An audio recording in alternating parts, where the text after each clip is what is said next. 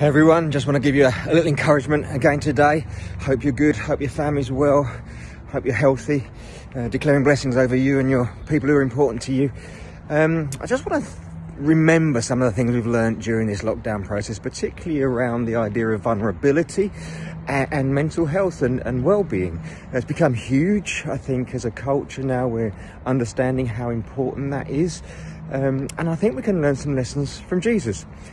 Jesus, God made man, perfect human being, and strong. You know, Jesus was the guy who, when they tried to force him off the cliff, looked him in the eye and walked back through. Jesus was the guy who stood up against the religious leaders, who struck the fear of God into people and called them a brood of vipers. Jesus was not a weak man. He was a trained carpenter, and so therefore I think we can assume was a man's man and skilled in a trade.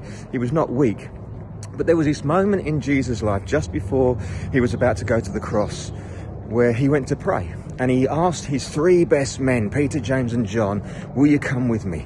And they said, yes, yes, yes, yes. And Jesus takes them with him, and Jesus goes to pray to his Father and says, if it's at all possible, take this from me, because it's going to be so difficult. He was being vulnerable. And so in that moment, he comes back down and speaks to the guys, and they've all fallen asleep. They couldn't stay with him for 1 hour in his moment of need. And it got me thinking, what can we learn from that? Here is this strong man prepared to put his vulnerability on show. That says to me that being vulnerable isn't weak. Actually, being vulnerable, you could argue, is being strong. Strong enough to say, I can't do it all on my own. And it allows other people in, and we are just better together.